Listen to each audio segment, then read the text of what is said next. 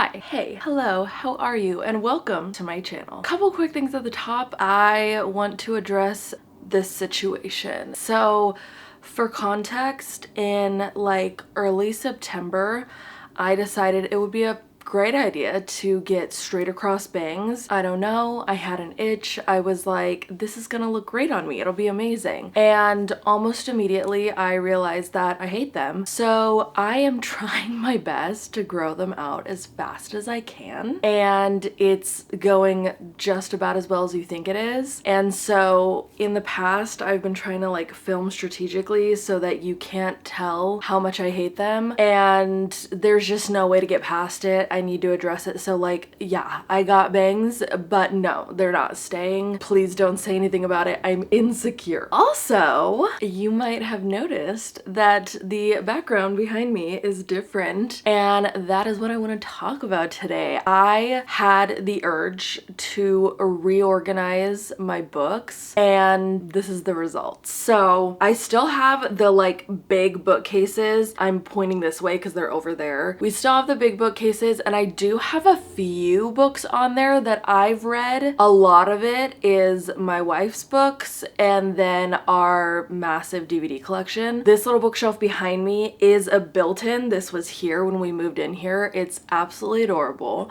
But the past year that we've lived here, it has not been adorable because when we moved in, we decided to like put all of our DVDs here and we never organized them. So they just honestly looked like shit for about a year. And we didn't really know what to do. We didn't have a solution. So we weren't really motivated to work on it, if I'm being totally honest. And then I saw a picture on Instagram of somebody who had a similar looking built-in and they had put books in it instead of DVDs. And I was like, oh my God, ours could look so cute. It could look so cute if I put my books in there, and then it could be like my little filming corner, my little area where I sit and I film my videos. And I was like, that's actually so cute. So last weekend, we kind of took a day to do all of this. It was absolutely insane. I kind of wish that I had like footage of what our living room looked like during this process, but I'm also kind of glad that I don't because it's embarrassing. So I took out all of my books from the big bookshelves. There's a couple over there that are mine that are nonfiction, just random ones. Maybe I'll move them over here eventually, but I just didn't love the way that they looked with these ones. And then there are some books over there that belong to both me and my wife. We've both read them, and so we decided to keep those over there, and these are like just mine. So I wanted to go through and give you a little tour so you can see what I've got going on over here. TBH, I'm probably not gonna like pull every single one of them out, but I will tell you what I've got and where I've got it. So let me just like move to the side here a little bit so you can see it better. I've got 3 shelves, and I'm thinking that I kind of want to keep it at 3 shelves. Like if I get to the point where this is like bursting, it's full of books, I have to keep it to 3 shelves. So I have to unhaul things in order to keep it to 3 shelves. I don't know. I feel like that'd kind of be a good challenge. Also, not that much of a challenge because, as you know, if you've been watching my channel for a while, I am not somebody that just buys every single book that I read. In fact, normally I try to not buy a book until after I've read it because I know that I really like it, and honestly, it makes me really sad to like spend money on a brand new book, especially if you buy it new instead of used. They're expensive, and then you end up not liking it, and you're like, great, now I have this and I'm just gonna get rid of it. It feels like you wasted money. Anyway, so I feel like I could definitely fulfill this challenge. It feels very doable to me, especially since right now on the bottom shelf are mostly books that I haven't read. I decided to move my physical TBR over here. Previously, my physical TBR was in our room. There was a bookshelf in our room that I had them on. So this is where they live now. This is the physical TBR at the bottom. There are a couple books over here that I've read, and those are kind of in limbo. I also want to do a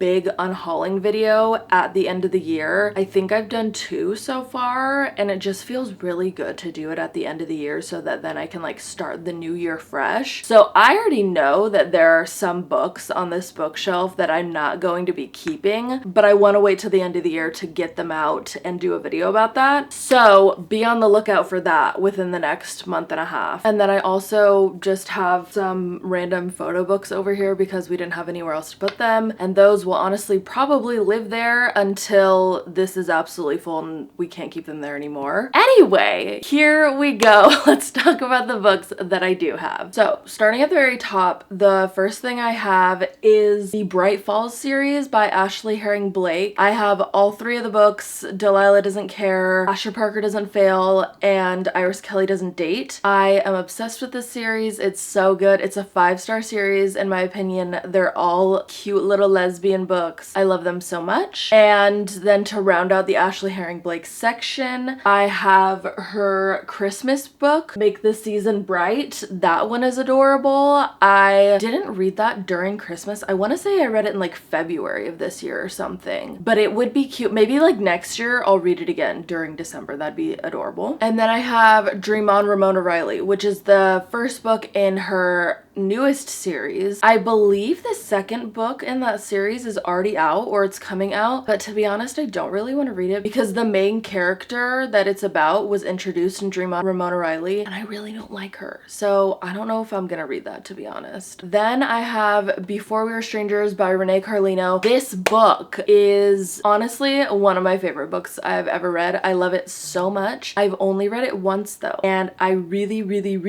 need to read it again. I'm dying to do a reread because I want to know if it's just as good as I remember it being. But that being said, I'm also a little bit scared that it won't be, but I really want to read it again. It's so good. It's a like contemporary romance and it's also second chance romance. It's adorable. Then I've got my Agatha Christie section. This section used to be a lot bigger, if you'll remember. I pretty much decided that I was only gonna keep my absolute faves. I have read quite a lot of Agatha Christie books, but at this point I'm just like, I don't want to keep the ones that I literally just like don't care for. I know I'm not gonna read them again. So what I kept was Endless Night, Crooked House, and Then There Were None. Those are honestly my top 3. I love those books so much and I would definitely read those ones again. And then I have an Agatha Christie book by Sophie Hannah. She was chosen to help continue some of the Poirot books, and at first I was really nervous about that, but I really like this one. This one is called The Killings at Kingfisher Hill, and I'd probably read that one again too. I really recommend it. Then I have the Buy Nothing Get Everything Plan. That is a great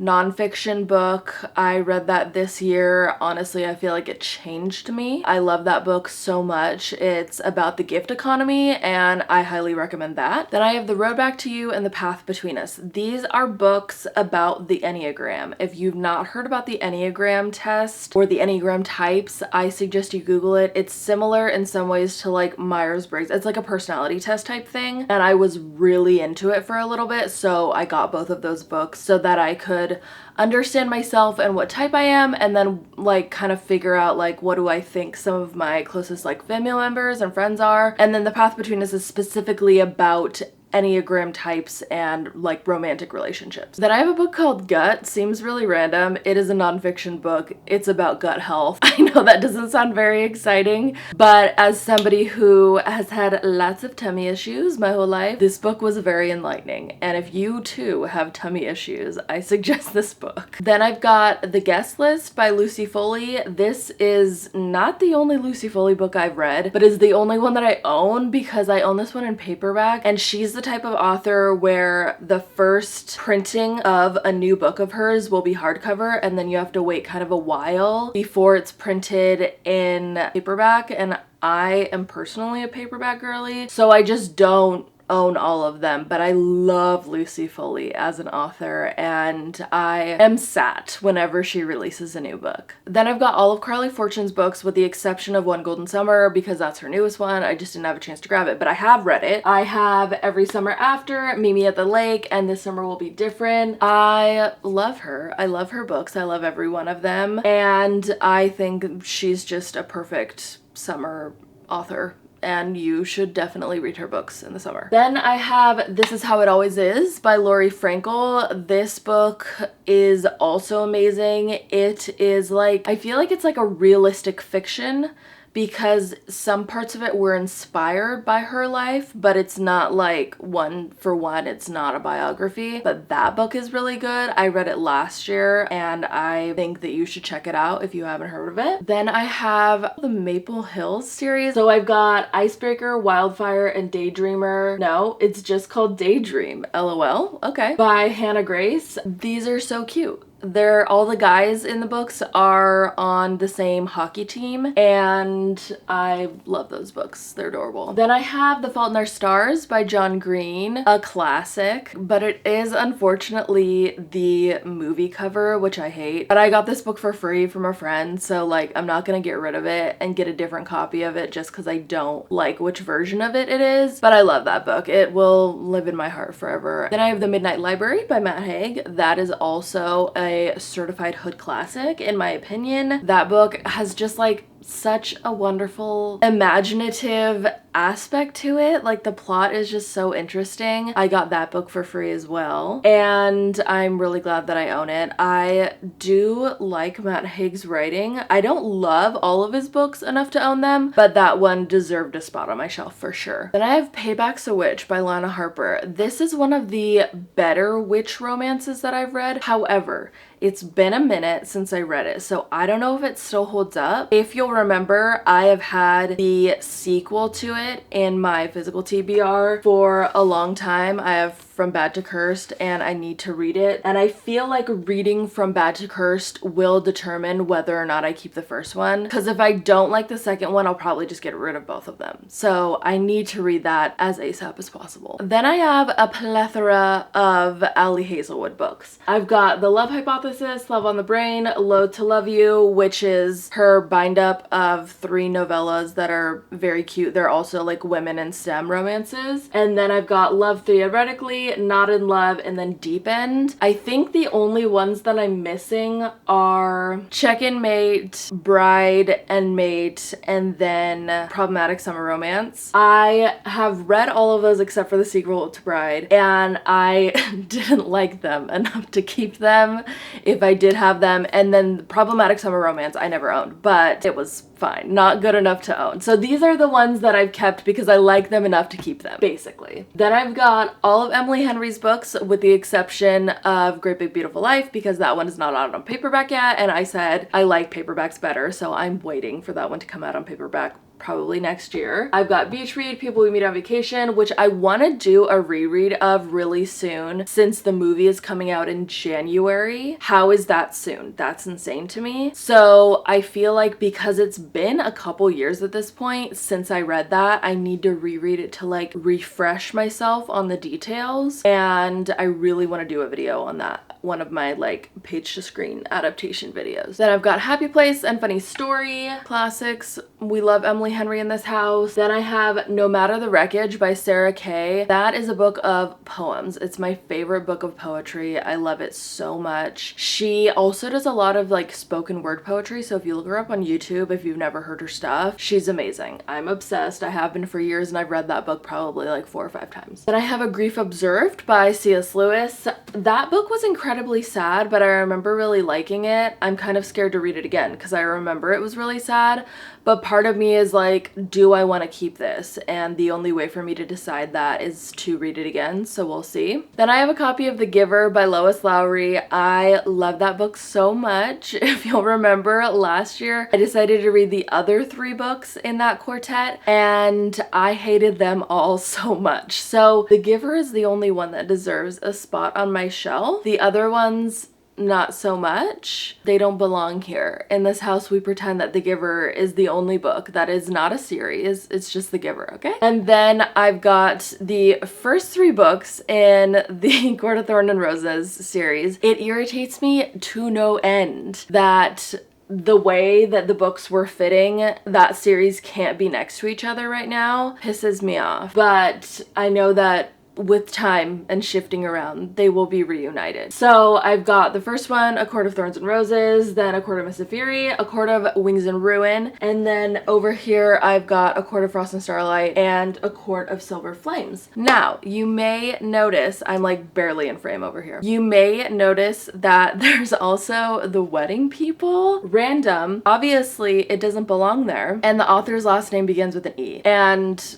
I'll be damned if my books are not in alphabetical order by author's last name. This is a bookstore, this is a library, okay? But these shelves are very old. This house was built in the 1930s, I believe. So these shelves are not all the same size, and they're not adjustable either. So The Wedding People, matter of fact, all of the Book of the Month Club books do not fit up here. So maybe at some point I'll do like a horizontal situation for the Book of the Month Club books, but I'm not sure. I haven't decided. This is what it's looking like right now. So I've got The Wedding People. I love that book so much. I read that this year and I really, really enjoyed it. Then I've got A Killing Cold by Kate Alice Marshall. That is another Book of the Month Club book. That one's a thriller. I read that this year and it was really interesting. I gave that one 5 stars. I would honestly read that one again. Then we've got The Pairing by Casey McQuiston. Strangely enough, this is the only Casey McQuiston book that I've read, which is insane because most people have read multiple Casey McQuiston books and this one is not one of them. But I really liked this book. It's a romance, it's adorable, it's in Europe, there's a food and wine tour. The vibes are immaculate, okay? I highly recommend The Pairing. Then we've got Circe by Madeline Miller, another just absolutely chef's kiss book in my opinion. Then we've got Little Fires Everywhere by Celeste Ng. This one was really good. I also want to do a video on this one comparing it to the mini-series, I believe. I still haven't watched it yet, but I want to do a video on it as ASAP as possible. I just haven't gotten around to it. And then we've got Head Over Heels by Hannah Orenstein. This was a very cute little gymnastics romance. I actually read Main Characters by Hannah Orenstein, which is her most recent release. Semi-recently, I believe I read it in September or October. That one was decent, but it doesn't need to go on the shelf. So we've got Head Over Heels, that one's great. Then we've got my Richard Osman section. Now this is actually